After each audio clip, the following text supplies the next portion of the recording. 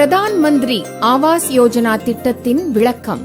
பிரதான் மந்திரி ஆவாஸ் யோஜனா திட்டம் நமது பாரத பிரதமர் மாண்புமிகு நரேந்திர மோடி அவர்களால் 2015 ஆண்டு துவக்கப்பட்டதாகும். 2022 ஆண்டிற்குள் அனைவருக்கும் வீடு இருக்க வேண்டும் என்பதே இதன் லட்சியம்.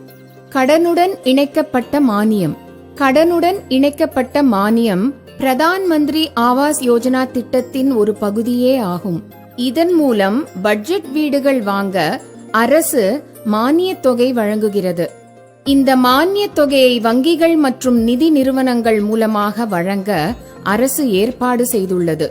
புது வீடு வாங்க வீட்டுக்கடன் எடுக்கும்போது இந்த மானிய தொகை வழங்கப்படும். மானியம் பெறுவதற்கான நிபந்தனைகள்: வாங்கப்படும் வீட்டின் உட்பரப்பு 60 சதுர மீட்டர், அதாவது 645 சதுர அடி அளவுக்குள் இருக்க வேண்டும். வீடு வாங்குபவர் கணவன், மனைவி மற்றும் திருமணம் ஆகாத குழந்தைகள் உள்ள குடும்பமாக இருக்கலாம். குடும்பத்தின் மொத்த ஆண்டு வருமானம் ரூபாய் 6 லட்சத்திற்குள் இருக்க வேண்டும். வீடு வாங்குபவருக்கு அவருடைய பெயரிலோ அல்லது அவரது குடும்பத்தார் பெயரிலோ எந்த ஒரு பக்கா வீடும் சொந்தமாக இருக்கக்கூடாது. அதாவது அந்த குடும்பம் வாங்கும் முதல் வீடாக இருக்க வேண்டும். குடும்ப தலைவி பெயரில் வீட்டை வாங்க வேண்டும், அல்லது குடும்ப தலைவி மற்றும் குடும்ப தலைவர் இருவரும் கூட்டாக சேர்ந்து வாங்கலாம். வயதுக்கு வந்த பெண் இல்லாத வீட்டில் மட்டும் குடும்ப தலைவர் பெயரில் வீட்டை வாங்க அனுமதி உண்டு.